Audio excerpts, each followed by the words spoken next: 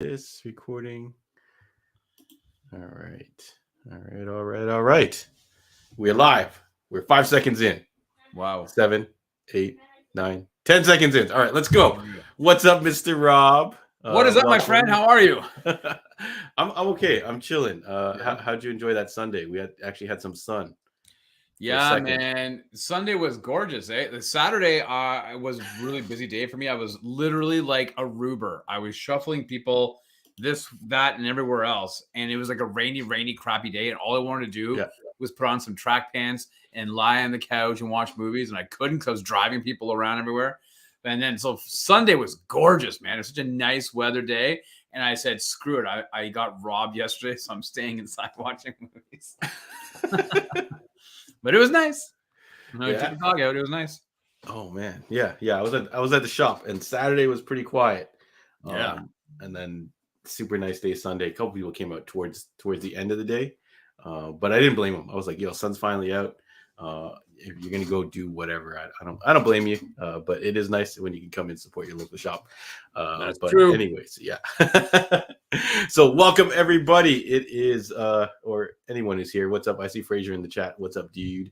I think Lewis is out getting some good eats, so we'll see. Oh, Scott's in. What's up, Scott? Oh, but he's not staying on too long. The Bachelor finale is tonight. He's got you got to watch that shit live, right? And you got to be able to talk about it on the ASAP. Otherwise, that gets super spoiled, right? You guys are P2. I don't know what that means. P2. I don't know what that means. Priority 2. I think it's priority 2. That's probably some lingo. P1, like big deal. Some doctor stuff. Yeah, cases, and then P2, and then P3, P4. Did your light just go up behind you? It might have. You're a purple light, and now it's no longer on. Yeah. I don't know. The charge didn't last. Anyways, it is Monday, March 27th. So March is come and gone. We're fast approaching, hopefully, summer weather. Oh God! First day of spring was didn't feel very spring-like, but I feel like the climate change has really changed everything we know to be normal from when we were kids. So if you're hanging out with us on Monday, thank you so much, guys.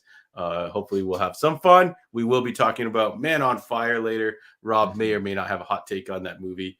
I love that movie, and I haven't watched it in a while. So let's hear what we think about it. Hopefully you guys tuned in. This is the Tony Scott, Denzel Washington, vigilante revenge thriller action movie. I think I don't even know if you can call it an action movie, but we'll talk about that later. But in the meantime, we're going to talk about what's going down on your weekend, what you guys got up to last week, and then we'll drop in with the news. I don't think there's a ton that Rob has to talk about, and I'll hit you with a couple quick things going down at the shop, but there's not much I have to announce other than some new Pokemon. But anyways, Rob, so a lot of stuff dropped this weekend.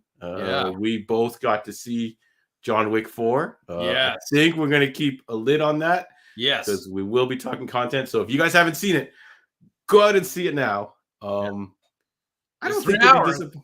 I don't think you'll be disappointed if you've seen the other John Wick movies. I did bring a buddy who has not seen any of the John Wick movies.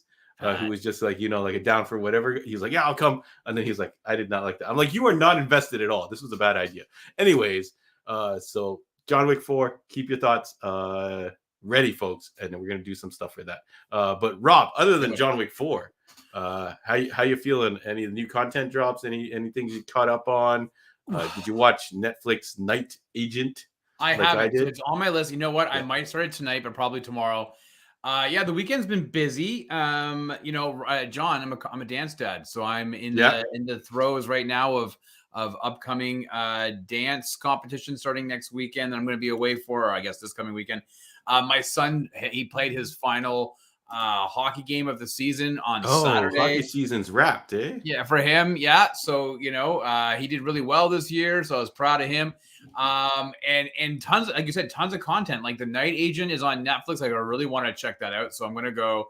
And then Succession just returned to the airwaves last night, and I haven't seen the premiere yet of season 4. It's the final season, so I really want to check that out.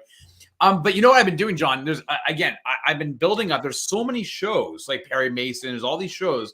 I'm kind of just letting them build up because I am 30 minutes away, John. In fact, I was watching it before you jumped into the stream here, I was watching. I'm 30 minutes away from finishing off my 25th James Bond movie, No Time to Die.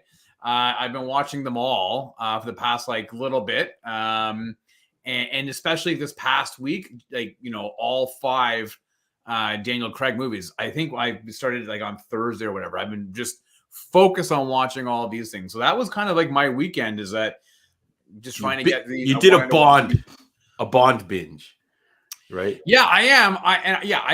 So total Bond. And you know, I've seen the other ones so many times. I can have them on in the background while I'm working, but I really wanted to focus on all 5 of these Daniel Craig because they are the only movies that have this one thorough storyline, right? So so watching them like that is, you know, it's always interesting, right? And I always pick up new things when I'm watching it. So but that was my weekend. How about you, Bud? What did you get up to? Yeah, before we get to that, the Bond binge, how satisfied are you going to be after you finish this last movie? Are you going to not do this again for another 5 years or whatever? No, I do it about every 2 years. Yeah. Like clockwork. Yeah. You know what? It's so funny because I was talking to my son in the car today. I was taking him up to dinner. He was meeting some friends for dinner. I'm at that stage now where my kids are now going out for dinner, John, with friends. I'm dropping them off at restaurants. It's a weird thing.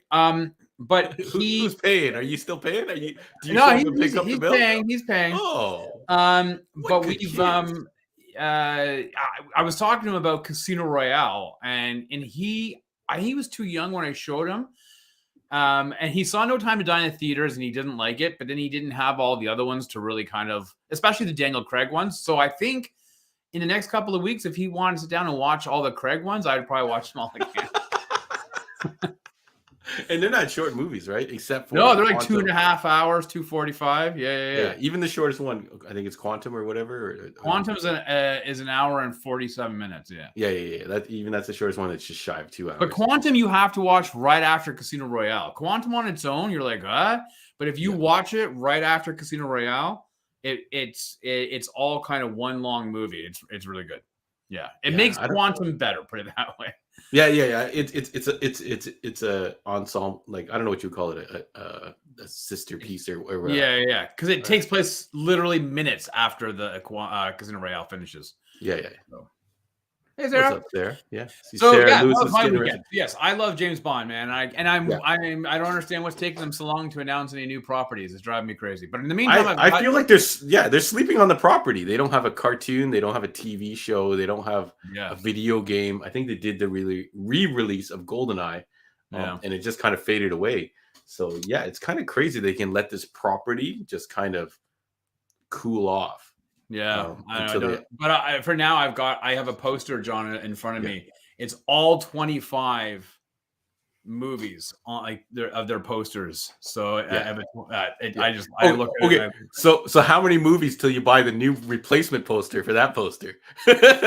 You can't, like, the next movie comes out, you're gonna be okay. Whatever, I don't need to. No, because I'm gonna put another frame next to it. So every new Bond, I'll just swap into that. I want to see like a little teeny tiny frame across the bottom of all the other movies. 75 movies, little thumbs, little stamp size pictures all the way across. Oh yeah. Man. So how was your weekend, man? Yeah. So John Wick 4 was my kind of main event. And I can't I really envy that you stuck to your guns and binged this whole James Bond thing. I feel like I've done this many a time and I've never completed the task. Like Fast and the Furious, I think I kind of started to rewatch them all again. I'm gonna try and do it for the new one coming up. God, really?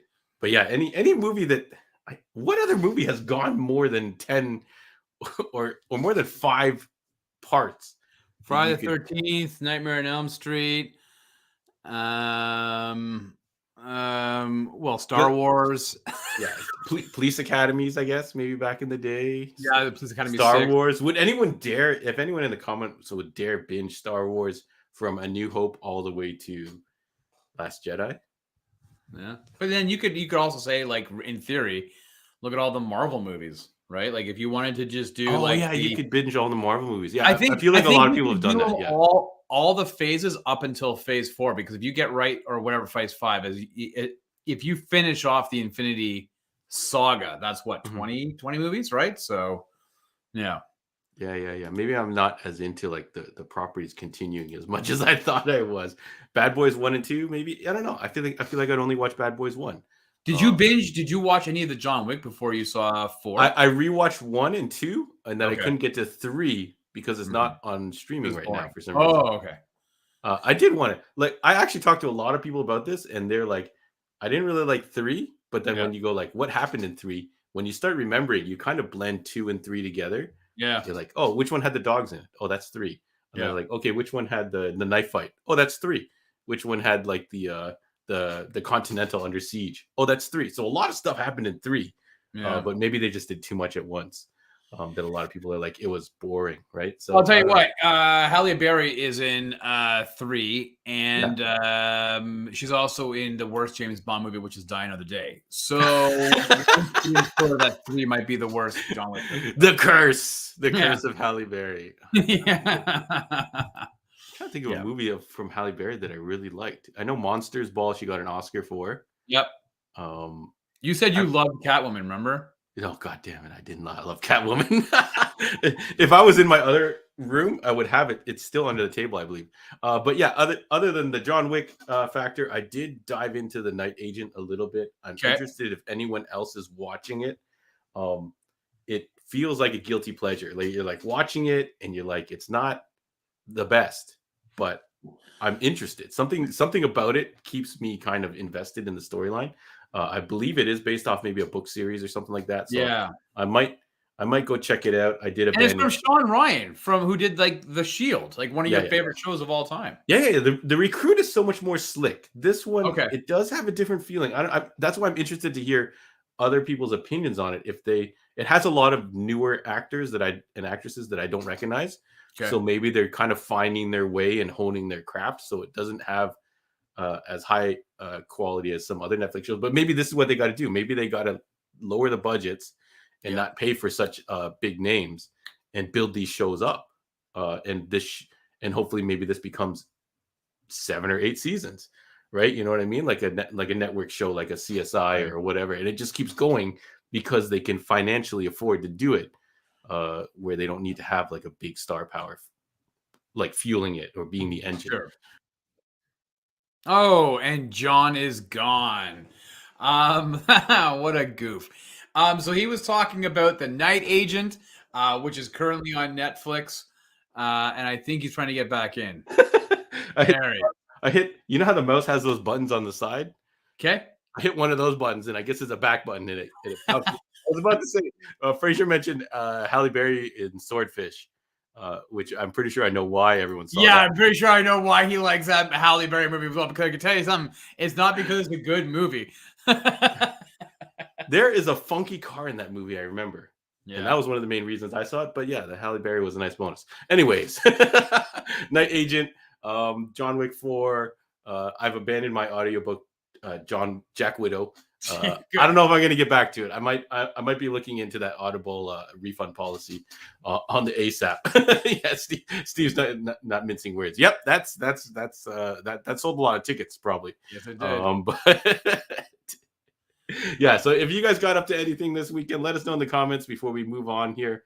Hey John, just quickly, Kiefer Sutherland's got a new show on Paramount Plus. Rabbit something, right? Oh, did it just start yesterday, right? Yeah, I think it's out. Rabbit Hole, I think, or Rabbit, is it?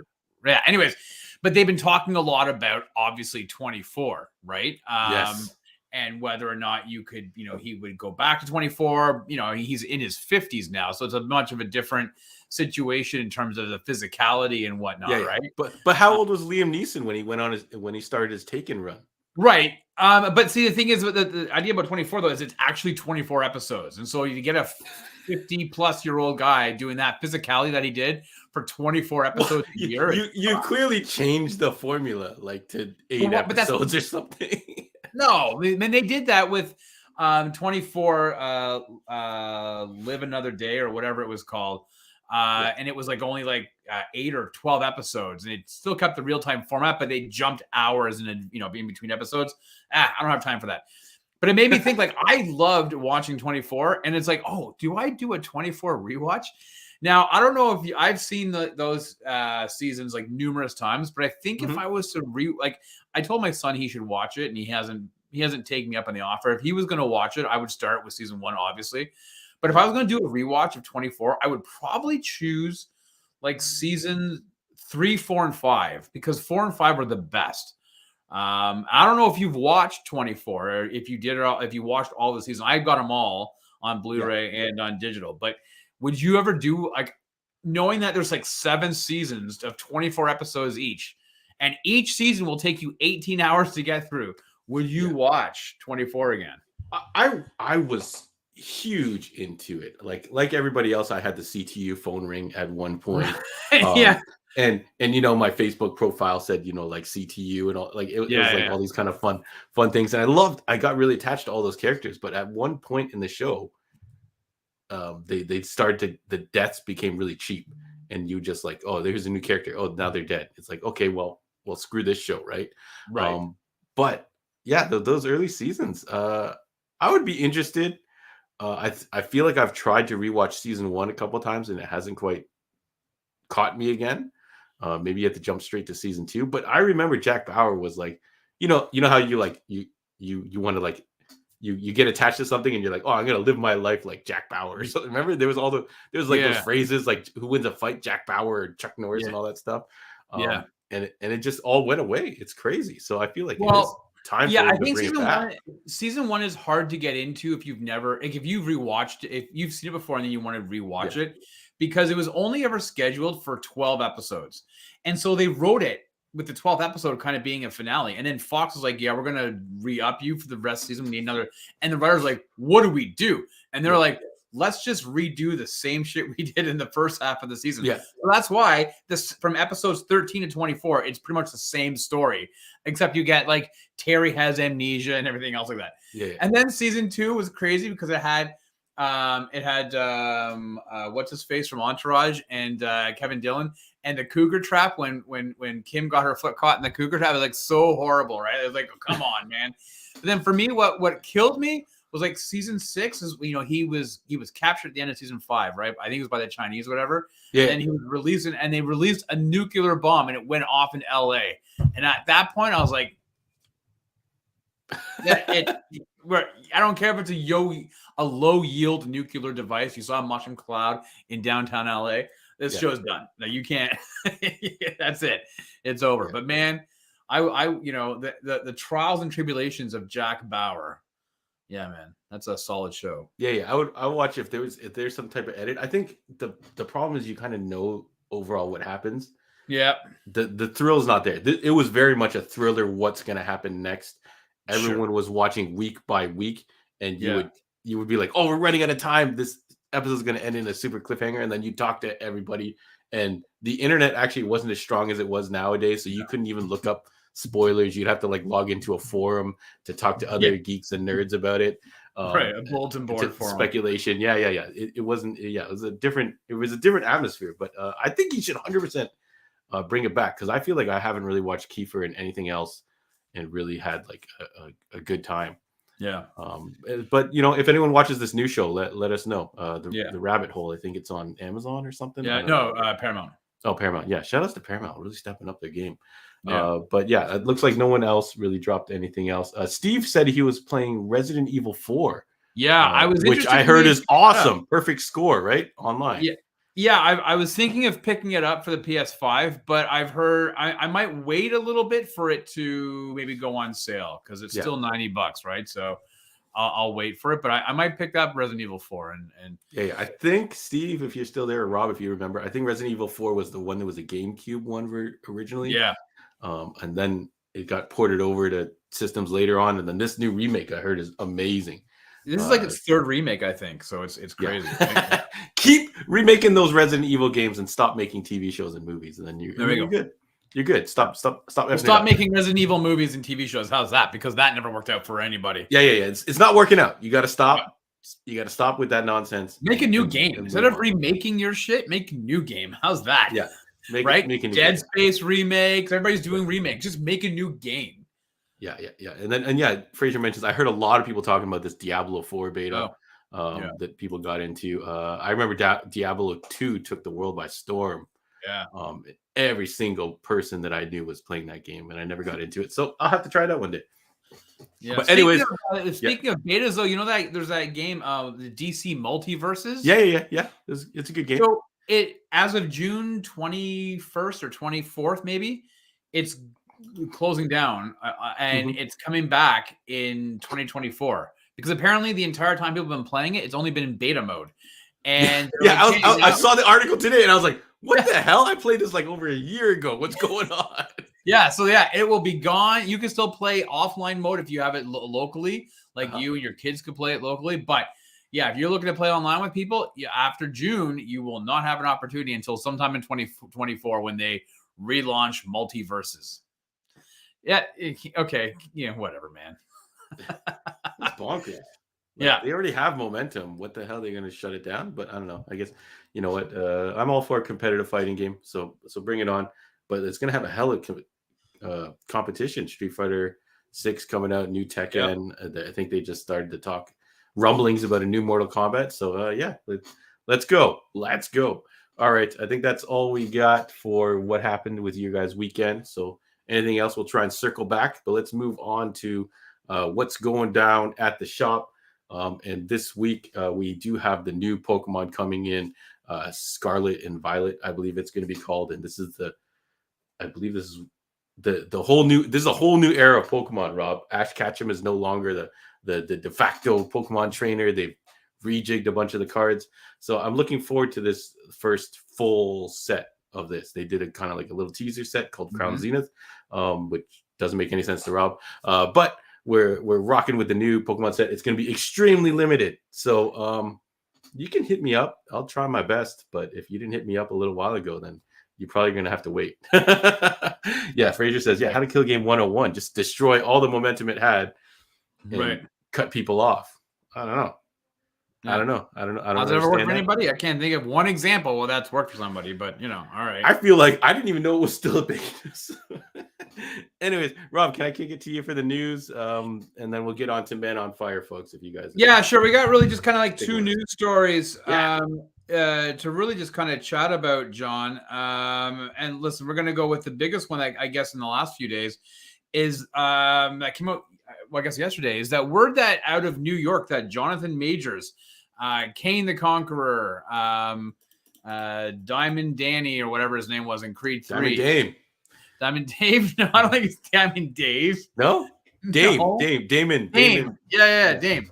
Anyways, that he has been, he was arrested and charged in New York following an altercation with his, apparently his girlfriend. And there was actually an update to the story just a couple of hours ago in terms of the charges. And I'm going to quickly bring it up here, John. But it's not looking now, not looking good. Now, Jonathan Majors, attorneys have come out and said that there's a lot of video evidence that they're gathering, going to present it to the district attorney of New York to say, hey, this, the narrative is incorrect. He should not have been arrested. Generally what happens, and that his attorney said, when it happens, when you have a situation of an assault, one person, even if it's a domestic assault, one person is automatically arrested against his protocol in New York or whatever. And it happened to be him. However, the evidence per his attorneys is that it shows that he was dealing with somebody who was having a mental health crisis and things got out of hand, but he was defending himself and nothing more. However, let me just see here, because they released a whole bunch of charges.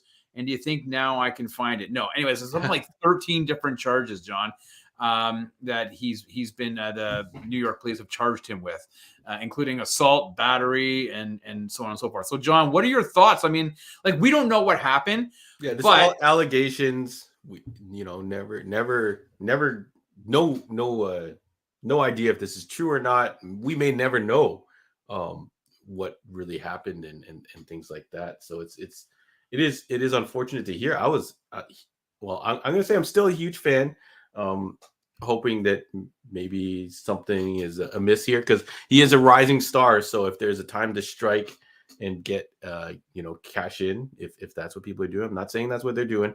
Now's the time, right? So we'll see. I've been kind of going through all his old movies. I watched Last Black Man in San Francisco the other day. It was really good. We watched Creed 3, Quantumania. I had Devoted. I think it's Devoted, right? With Hangman from Top Gun. That was next on my watch list. And then I was trying to figure out how the heck I can watch Magazine Dreams, which everyone is talking it's possibly Academy Award or award-winning performance. So we'll have to see how it shakes out. We've seen a lot of controversy lately with other, not to say it's the same comparison or not, but Jesse Smollett, all kinds of stuff that went all different directions. So we never know. We never know with this. But yeah, I don't know if you're going to mention there was a tweet, I think from someone he had previously worked with. No, I didn't. I didn't. Okay. I didn't know about that. Yeah, so there was some type of tweet from someone famous that he worked with, right? A director or something that accused him of not being a great person. Really? No, I didn't see that. Oh, you didn't see that? All right. No. So it was charged with assault in the third degree, 3 counts of attempted assault in the third degree, 1 count of aggravated harassment in the second degree, and 1 count of harassment in the second degree. So that's a fair amount of charges. So listen, I think invariably you're going to get the comparison to what's going on with Ezra Miller and The Flash, which I think is a fair argument for people to bring up. We don't know what happened, as you said. These are all allegations. We have no idea. Yep. The police charged him. It's up to the DA to be able to determine whether those charges are valid and would then bring a case against him. If they feel that there's an opportunity for them, they could actually try him and that they would be successful. They would make a decision to then decide to say, hey, we're gonna pursue this litigation further down the road. Who knows? They could say, you know what? The evidence presented to us by his defense attorneys thus far show that it's not these type of charges. Maybe it's just a different type of charge. Maybe it's something that he will end up with a slap on the wrist and walk away. We don't know. From the outset, it does not look good. But what does this do for Disney and Marvel going forward? Like, are they, we've got Loki that's supposed to be coming out this summer. And as we saw at the end of a certain movie, we've talked about, you may or may not be seeing Jonathan Majors in some form or another in Loki season 2. I think actually they may have already put that on their Disney Plus stuff. So what are they going to do with all that? Like, what do you do when Kane is supposed to be your big bad for the next 2, phases?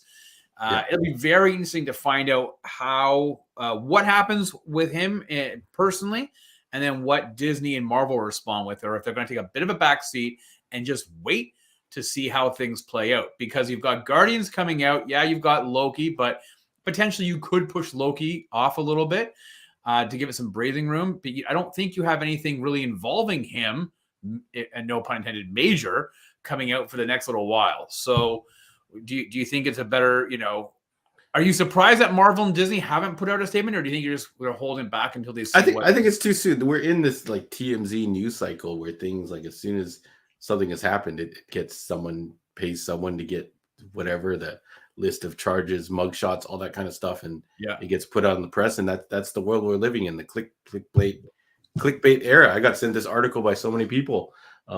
So yeah, 100%. Yeah, it's out there. Do you wait like DC waited with Flash, or do you just go forward and then deal with the repercussions after? I don't know if anything's already filmed, right?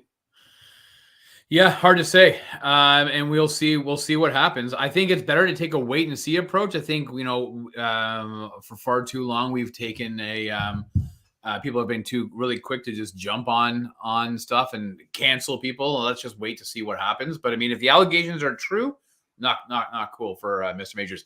Let's move on to something a bit more fun, John, because last Monday we brought up about the fact that David Sandberg, the director of Shazam 2, Electric Boogaloo, had made a couple of comments regarding the movie, and that they were supposed to have certain end credit scenes, and DC Warners wouldn't allow them. And you kind of theorized, I wonder if maybe it was The Rock. The Rock got it. And then literally the next day, there was a story breaks on the Wrap that Dwayne Johnson Zach Levi was supposed to do a cameo at the end of Black Adam.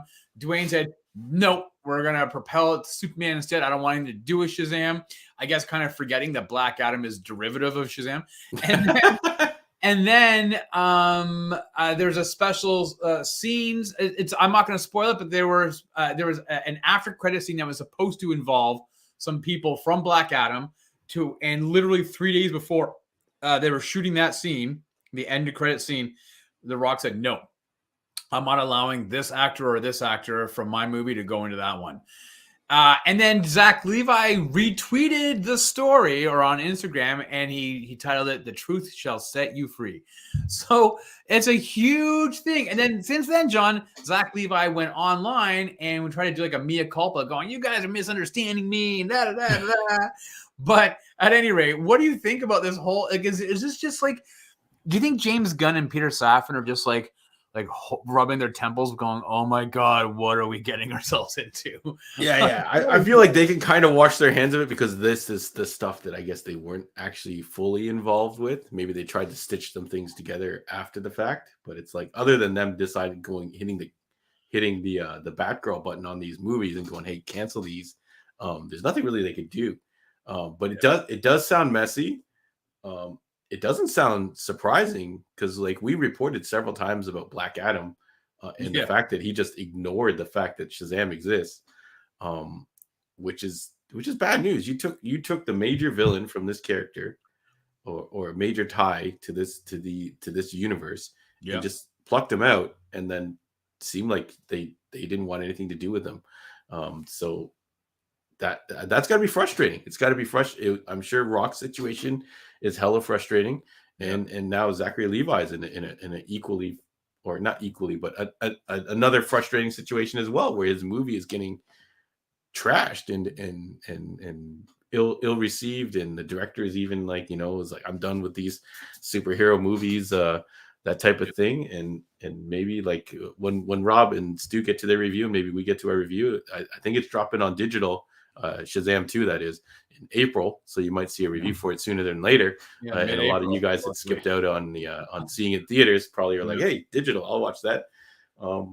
It sucks for all parties involved. Yeah, it's not cool. There's an article that came out half an hour ago saying it's currently being eyeing a global finish theatrically of around 155 million, which would make it the lowest grossing DCEU movie ever. But you know what? Hey, listen, we can also look at that Ant-Man and the Wasp is looking to be potentially the lowest grossing Marvel MCU movie as well. Maybe are we entering the precipice of superhero fatigue? Who knows? I guess it'll all depend on how well Guardians and The Flash do this summer. I think we could do a whole episode on whether it is fatigue or just the quality. I think it's the quality of the content. If we go back, if we start a marathon rewatch of early Marvel, and go up to current, I think you're going to see a big discrepancy in quality and the way just new movies are being produced now. I don't know if it is because of COVID or just before COVID that there became a point where you just start throwing money at things and hope it works out afterwards. Like, what's with these ballooned budgets and things like that? So I feel like a lot of these movies shouldn't cost what they cost. You know what I mean? Yeah. No, I agree with that. You should be spending according to what the movie, like certain movie. It shouldn't just be a standard that every movie should cost, 300 million to whatever make. Certain movies should not cost as much and should be cheaper in theory. But yeah, if you guys saw Shazam 2, let us know what you thought in the comments. But and finally, John, a quick one we got tonight or late this afternoon is that Liv Tyler, last seen in the MCU as Betty Ross in Edward Norton's Incredible Hulk movie, will be returning to the MCU and bringing her Betty Ross to Captain America 4. Yeah, that's right. I can't remember what it's called. Captain America 4 is New World Order. Yeah, I was like, it's a song title, isn't it? Or band name. Yeah, so she will be bringing it back, and you know, obviously, she is a daughter of General Thaddeus Thunderbolt Ross, who this time will be played by Harrison Ford, because obviously William Hurt passed away a couple years ago. So there you are, daughter of Aerosmith. daughter of Aerosmith, who Janie's got a gun, John, and what was the video that came out? Is it amazing or crazy or something like that? yeah, and Janie, she was also in that one as well, I think. Yeah, yeah. Well, crazy. I think that was the one that everyone was like, "Whoa, hold on a second here. What's going on? Who is this girl? Put her in more movies." And then you see her in Empire Records, and you're like, oh. Empire Records. Yeah, was she also in Armageddon? Yes. Yeah. Ben Affleck. Oh man. Yeah. I couldn't care less about these returning characters right now. But she was also in That Thing You Do, I think. But she's you're in a Liv Tyler kick. Yeah, I'm in like a vortex here. Look at you. You're all happy. You're all smiling. Yeah. I recall that she is a pretty good performer. Yeah. Whenever you see her and stuff, she does a good job. So I'm all for that. But does this mean Edward Norton's going to return? No. John, you never know. You never know. They did actually announce that Secret Invasion, the TV series on Disney Plus, got a release date June 21st this year. Yeah. So Disney Plus. Right. Okay, June 21st. Set your clock. Yeah. Let's get into our movie. They're tired of recycled plots and superhero movies. I think a lot of people are getting in that same funk. Well, yeah, we've talked about this a lot, and I had brought this up, and I asked, are we going to get into a situation? And I want to go back to and rewind the tapes. I'm fairly certain that like Stu or even Andre are like, no, there's so much to mine from. But when you start adding in all these TV shows, and you start adding in the Marvel movies and the DC movies, and then you got, Groot doing, Bloodlust or Blood, whatever his name was, like, and you got Morbius, and Sony. What Bloodshot? No, there's a serious dive in quality. So that is 100% not helping the fact that they're releasing trash movies and dressing them up nice and treating them like they're the next big thing. Right. Like who's the star of Morbius again? Jared Leto? Jared Leto, yeah. Yeah. Selling it as like this is a great thing. Like, nice try, buddy. You tried to fool us, but that movie was trash. Yeah, it was not morbid time at all. Yeah, no, 100% not morbid. And and we're not even taking into account Amazon movies like Spartan and other funky ass superhero properties that have popped up because I guess it's hella more noticeable. So yeah, shout out to that. All right, Rob, let's rock and roll. Okay, so last week we did a review of Denzel Washington and Anton Fuqua's The Equalizer, and a couple weeks ago, John and I were having a discussion about like these revenge movies, and I was like, I'm a big fan of The Equalizer with Denzel, and John's like, I really like Man on Fire from Denzel, and I was like, we should go head to head and fight off and see which was better, and if I remember correctly, like I liked Equalizer. John liked it as well. I think he was surprised that he liked it. Yeah. The original watch, because it came out pretty much the exact same time as John Wick 1. Yes. I was not a huge fan of the original Equalizer. I didn't appreciate it because it wasn't like there was this new thing on the shelf. There was this new thing called John Wick, and they were doing crazy jujitsu infused real life combat techniques and my guy Keanu Reeves. So I did not appreciate that, even though Denzel Washington is also in my my list of all-time favorite dudes. Yeah. Right. Training Day, one of my top 5 probably movies of all time. But yeah, like originally, I would have said, I would have chose Man on Fire over Equalizer. So we'll see what shakes out today, folks. If you guys watched Equalizer, hopefully you picked up a copy or watched on something. But yeah, go on, Rob. Okay, so we're going to do a rundown on Man on Fire, John. And if people hopefully had an opportunity to check this out, or you remember watching it, but this reunites Denzel Washington with his Crimson Tide director, Tony Scott. Man on Fire was released April 23rd, 2004. Now, John, the movie is based on a book of the same name by author Philip Nicholson and was released in 1980. In fact, there's actually 5 books in this by this author featuring the character of Creasy. The book was originally adapted into a movie in 1987 that starred Scott Glenn as Christian Creasy and also had Danny Aiello and Joe Pesci in it. But this 2004 movie reboot, shall we say, or I guess a reimagining of the book, does have some ties to real life events. Like the book took some real life things that had happened and made this fictionalized story. Now, in the original book, John, the kidnappings for ransom plot took place in Italy. But director Tony Scott said that Latin America was a hotbed for such acts in the 2000s. And as such, the location was changed to Mexico. Now, Tony Scott had been interested in this book and the property all the way back in 1983. And he wanted to make it his second movie following The Hunger. But the studio heads were like, no, we don't think you have the ability to pull this off. So he walked away from the project and went on to direct a small little indie picture called Top Gun instead. A little something called Top Gun. With a budget of $65 million, the movie would gross about $130 million globally. The movie obviously stars Denzel Washington. It also stars Dakota Fanning, who will, weirdly enough, be in the Equalizer 3 with Denzel Washington, which comes out later this year, and Christopher Walken. You walking here. Upon its release, that was horrible. The movie was met with pretty bad reviews and still only has a 38% critic score. But time may have been the savior for Man on Fire, as it currently has an 89% audience score on Rotten Tomatoes. So, John, the question is, should this movie be burned from memories, or is this Man on Fire hot to the touch? That man is on fire. Rob, there's trained and there's untrained. What are you going to be, right? Trained and untrained. Yeah. There's a lot of great things about this movie. I haven't seen it in some time. I actually barely recognize some of the scenes in it. Yeah. What's up? I see Gord just dropped in. What's up, Gord? What's up, buddy? But yeah, I still really enjoyed this. I think it takes a little bit of space to get running. And the parts with Dakota Fanning, even though I know, spoiler alert, this character survives, are heartbreaking. I was like, I know she's back, but seeing the scenes cut back and forth, and Denzel just taking these guys out unapologetically.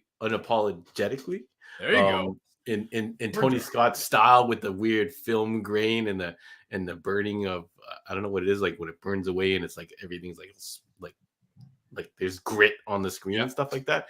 For some reason, it just really worked for me. It still kind of works for me. It does feel a little long on this rewatch compared to today's standards, and maybe it would have done better as a TV show nowadays, like a premium HBO drama or something like that.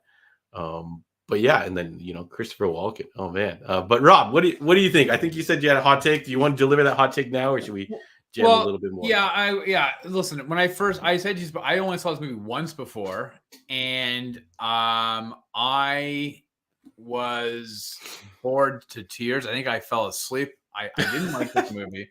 Yeah. But that was back in 2004, 2005, like when I saw it on home video or whatever. Yeah. I watched it this time, and I actually really enjoyed it. Oh, however, here's my hot take. Okay, I thought you were going to super trash it. All right, let's see. I shouldn't say I really enjoyed it. I enjoyed it. I think this movie could have been literally 90% better. And I wonder what this movie would have been like if here's my hot take, is that I think the direction of Tony Scott and his cinematographer to shoot it the way that they did, in the way that you seem to like it, with the flashing a lot, like the movement, the color saturate, like it is so frenetic that I feel it takes away from the power of it, because they do it so often. The entire movie is shot that way, that I think had it been in another director's hands, I think it may have been a much better received movie. And I think that people would probably look at this movie a bit more fondly than what they do now. I think now, the passage of time, like, yeah. But if you took what Ridley Scott and how he shot, even if it was True Romance, and you applied it to this movie, Tony Scott, sorry. And you took Tony Scott and how he applied, when he shot True Romance, and the same cinematography, did all that with this, a much more cleaner movie. You can still have the yellow gradient, because for whatever reason, people shooting they want to be like Latin America. They always make the color gradient orange and yellow. Yeah. But if you wanted to do that, then that's fine. but I think it needed to be a cleaner visual on it. And I watched 2 hours of special features on this, John, because I wanted to understand what the hell they were thinking. Yeah. And the guy who shot it was using old school hand crank camera stock to be able to move the film through, because they wanted to get that old school layer. And I thought that it was really cool to do that, but it wasn't done sparingly. It wasn't done on the really high octane moments. It was on throughout the entire movie. And it became so distracting that I think that, again, this is my hot take, is that maybe if it was done by a different director or a different style, this movie would have had a much better reception.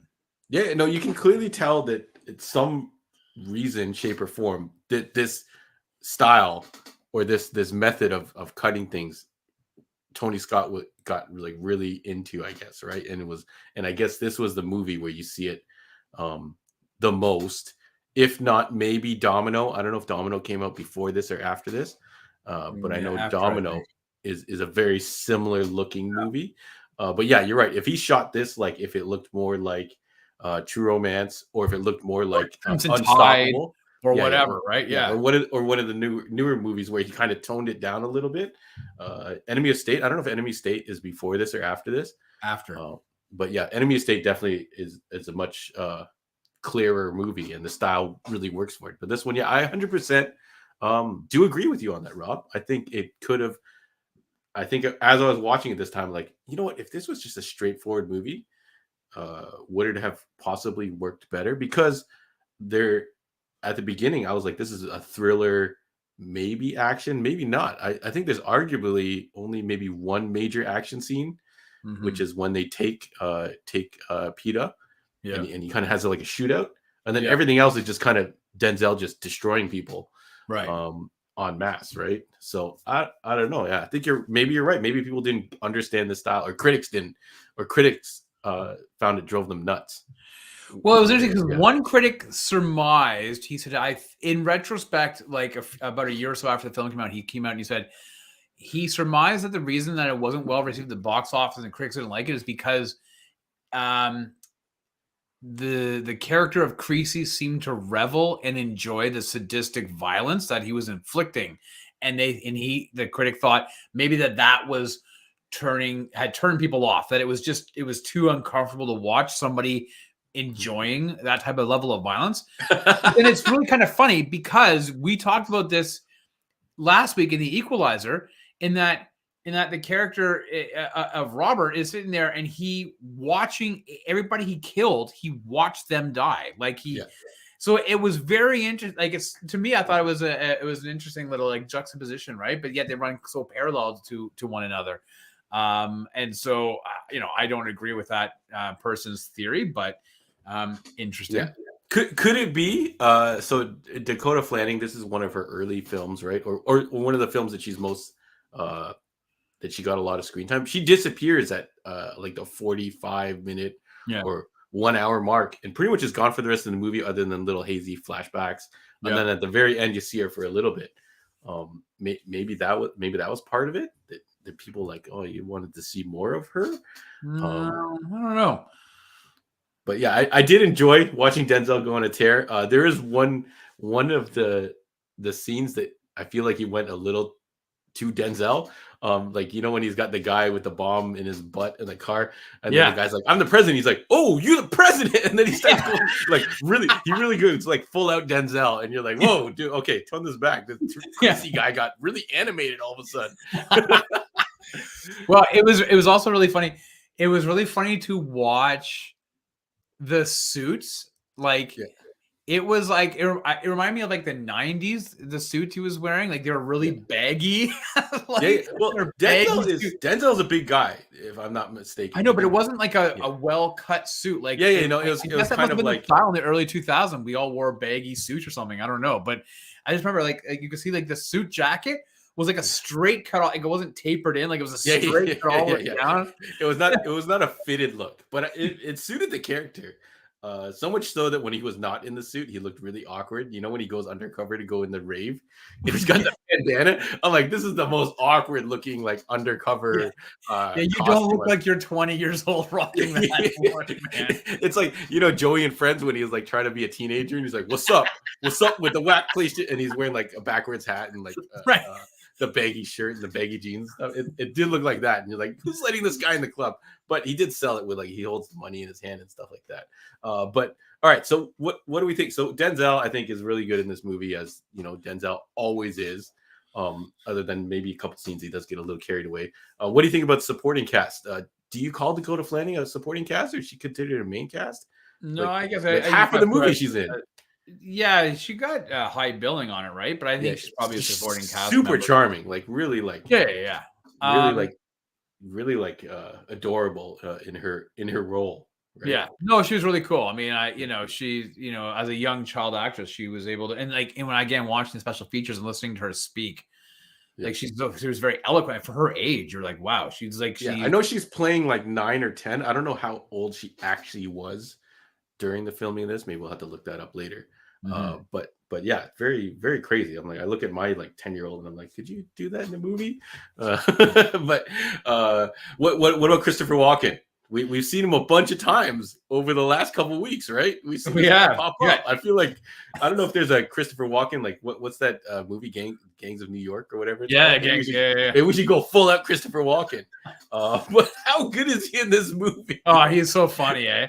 I love listening to him speak, man. Honestly, I just love listening to him speak. He was great because he had gained. You can tell he was carrying that paunch around in his stomach. Yeah, that was in his heavy Christopher Walken days. He's wearing the Hawaiian shirt with the great big massive belly. And he's kind of like eating or drinking all the time and stuff.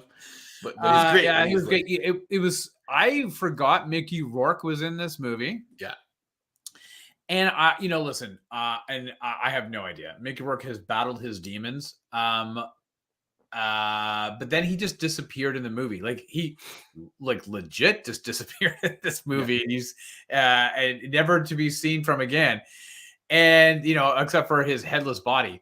And you don't find and so I was sort of I was like, wow, 2004 to like they shot this in 2002, 2003. Like, what was he going through back then? Because like for his character to Mickey Rourke was a well-known actor. For just to be like written off like that, it just seems so abrupt. I was wondering. I think he did that for a bunch of movies in this era. I remember just seeing Mickey Rourke around, and just he didn't take any. He was boxing and everything else, right? Like he was. Yeah.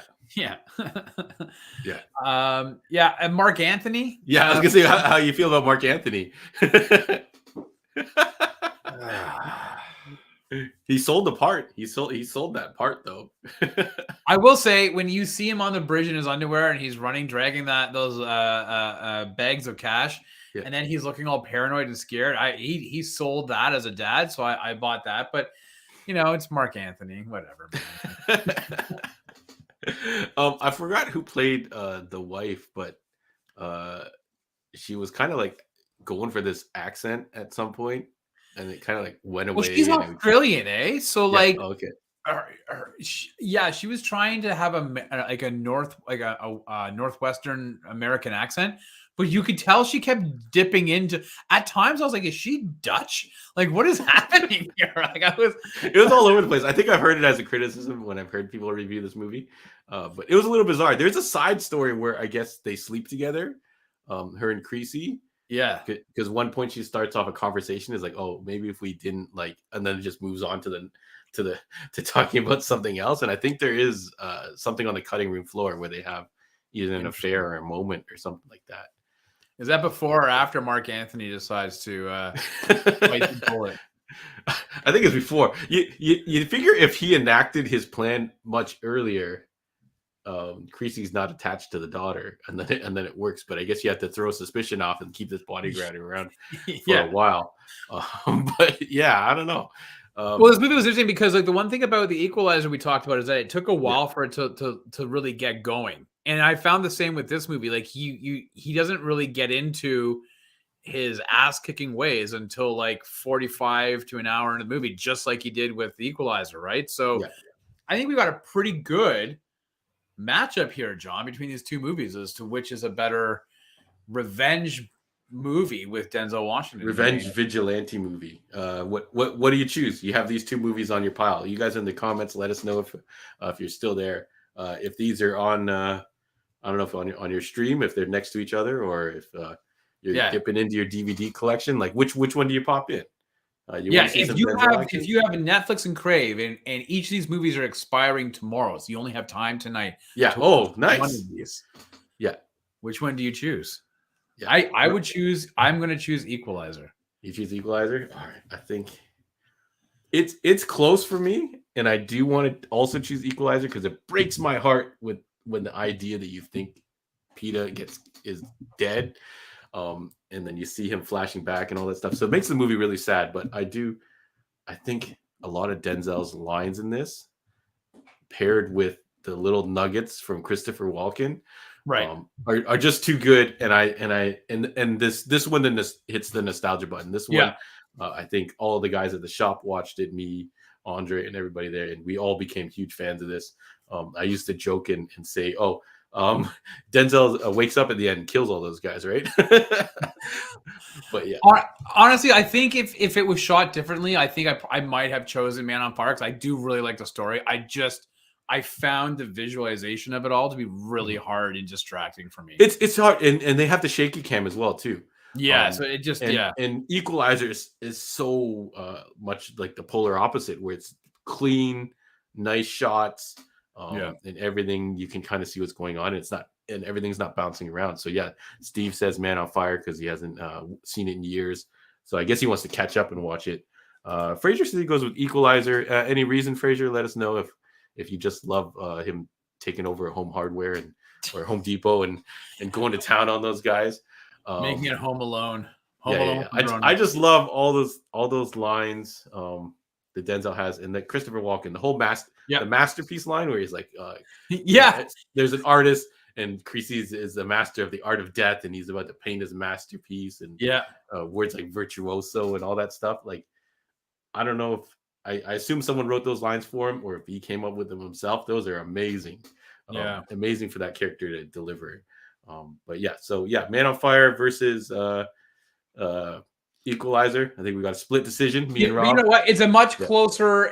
Those two movies are much closer than I would have anticipated before I went into this, because, like I said, I just did not really. My memory of Man on Fire was not fun, so I was pleasantly surprised. Like, I now own Man on Fire, John, and I would watch it again, for sure. Right? Like, I remember devouring all the content for it. It has an alternate ending, not quite as good, but and things like that. Gordon also choose Equalizer, but I think he said he's never seen Man on Fire, so I feel like you should give Man on Fire a try at least. Fraser said he liked Equalizer because of the overall better story. I don't know. I like the whole bodyguard story theming. Rob you were a big fan of Kevin Costner's the bodyguard for that reason. Kevin Costner's the bodyguard. Jet Li's bodyguard from Beijing. Right. I don't know what other bodyguard movies there are. My Bodyguard. Right. Yeah. Yeah. That's the movie where Nerd hires like a bully to be his bodyguard, right? I think so. Or I just made that up. Let's make that into a movie. I think that was your high school. Am I confusing it with Money Can't Buy Me Love and replacing the girl with a bully? I don't know. Maybe I know Nick Canyon remade Money Can't Buy Me Love. I think it was called Can't Buy Me Love. The original with Patrick Dempsey, right? Oh, yes. Yeah. And then Nick Cannon did a remake of it, I think. Right. So shout out to that. He did. Nick Cannon has 28 children. Yeah, he's crazy. He's starting an army. It's getting a little nuts though. All right. So here's my last question for you on this one, John. Man on Fire, it's not set up for a sequel. No. Are you disappointed in that? Would you have liked more of the Man on Fire universe? Whereas obviously we're getting in a third Equalizer. So would you have liked more? I think the story is great as it ends. It is a sad ending, but I think it works for filling everything in. I could watch another 2 hours of Denzel and Dakota like just hanging out and going through their everyday life, but that doesn't really make for a movie.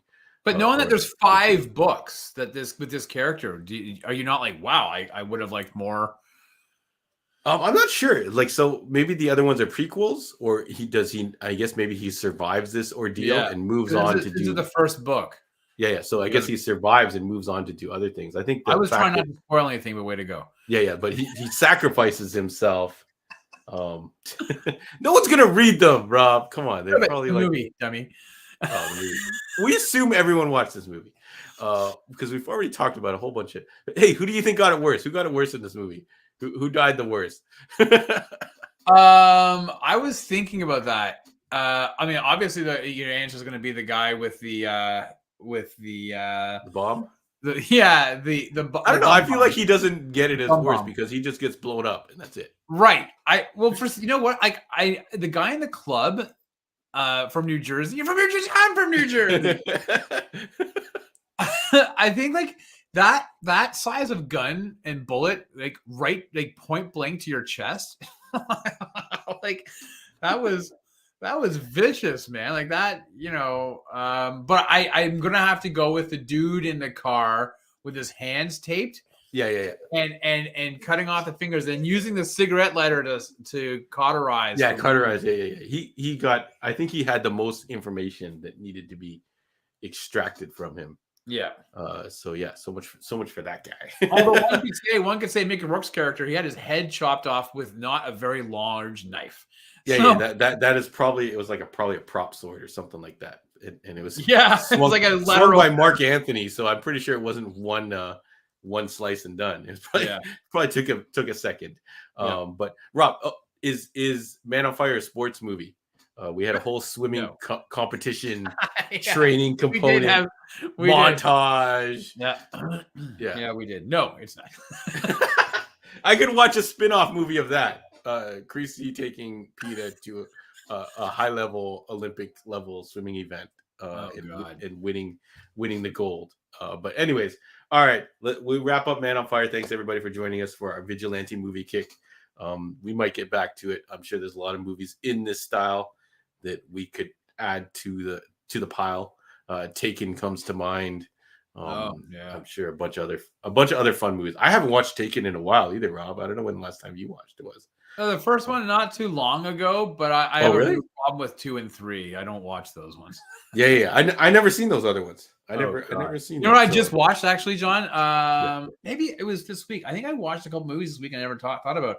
But the Equalizer. No, not Equalizer. Yeah, really? You watched Equalizer? Again. The Transporter, the first Transporter movie. Oh yeah. Transporter popped up. Yeah, after I think after I watched Equalizer, Transporter was on the recommended next list, and I watched it.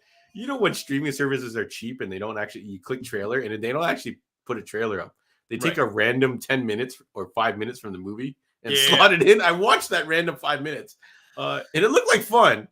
I was an early adopter of Transporter back in the day, starring Shuke from Hong Kong cinema.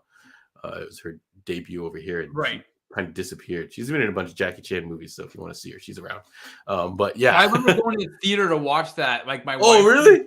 My wife was marking it was like in August, or maybe she would do it. No, so it was August it came out. So she was doing something, and she didn't want to go see the movie. So at the time, I lived at Scarborough Town Center, like at the condos. I just would walk across the parking lot, and I would so I walked over, and I went and saw the Transporter by myself. I went and watched it. She had zero interest in watching it, and I caught it like on a Sunday matinee or whatever it was, or a weekday matinee, and absolutely thought it was like the greatest thing at the time. Now, it's there. I remember everyone wanted to get a BMW after and be like, "Oh, I'm the Transporter." Yeah. And then they had that nod in that Tom Cruise movie Collateral, where Jason Statham shows up for a second to give him the package. Yeah. Like, oh, look at this universe they're building now. Should have banked on that instead of the Universal Monsters thing. The dark universe. It fizzled out on them. And then Jason Statham loves to get himself greased up and fight. In his movies. But you know what though? It made me want to go on. I'm gonna watch Wrath of Man soon. I remember we watched that a couple years ago. Yeah. Yeah, the Guy Ritchie movie. I remember not being he that had great. The Gentleman, and then he had The Wrath of Man. Watch The Gentleman instead. No, I've got them both. I bought them both. They were on sale for like $5 a couple weeks ago. I feel like we did a review for Wrath of Man, and it was meh. I liked it. Yeah, all right. I'm pretty sure it was meh. I'd rather watch Den of Thieves. But thanks everybody for sticking with us, Rob. Any parting words? What else we got coming up? Oh, we got to talk about what's next week. Oh, yeah. Well, it's interesting because, John, like, holy crap, hard to believe. Today's the 27th, which means next Monday, John, is April the 4th. Yes. And it's the first Monday of the month, and that means it's Mission Monday. Mission Mondays. Not to be confused with Missionary Mondays. That's on your own time, folks. Is it Missionary Monday? Is it actually Mission Monday? Is it the 4th? Oh, no, it's the 3rd. Too bad. We lost out on a day because we're watching the 4th Mission Impossible movie. That would have been great if it was April the 4th, but it's not. April 3rd. Mission Impossible, Ghost Protocol. Obviously starring Tom Cruise, and Jeremy Renner makes his debut in the universe, and Simon Pegg returns as Benji. And I don't remember the lady to his right. But it was pretty cool. To be honest with you, when we rewatched number 3 earlier this month, I was like really jazzed to get into number 4. So I'm pretty stoked. So I got to watch it early this week, though, because I'm going to be away this weekend. So it's Mission Impossible 4. It is next Monday. It is currently airing on the Paramount network in Canada, although I'm sure you can find it elsewhere. But John, are you excited to revisit Ghost Protocol? Yeah, I'm super excited for this movie. I believe I actually own 2 copies of this movie on Blu-ray for some reason. Oh my! So if I go and find it and dig it up, I'll try and give it away or something like that. I think I own 2 Steelbooks, unless I already got rid of it somehow. Wow! But yeah, this is one of the movies that I actually bought on Blu-ray. But yeah, huge fan. I think this is the one that I was like, yo, Mission Impossible, Tom Cruise. I think this is the movie where I said Tom Cruise is really coming up in my rankings. It used to be Arnold Schwarzenegger on top. He's my guy. Jean-Claude Van Damme kind of following, and then Tom Cruise. I remember always liking him as a performer, but I feel like this movie is when I was like, yo, Tom Cruise. That's one of my guys now. So yeah, I'm actually pretty excited for that. And then what comes after that, we'll have to talk about it next week. Yeah. Yeah. We'll let you guys know next week. Yeah. We're working on some stuff, so we'll see what happens. So stay tuned for that. But yeah, Ghost Protocol, watch it. Take notes and join us next Monday. Thank you again very much, Rob. Thank you, everybody in the chat. Always a blast. Thanks for hanging out with us on a random Monday night or March 27th Monday night, whatever you want to call it. We'll see you guys next week for Ghost Protocol action. There you go. Rob. See ya. Peace out. Peace out, folks.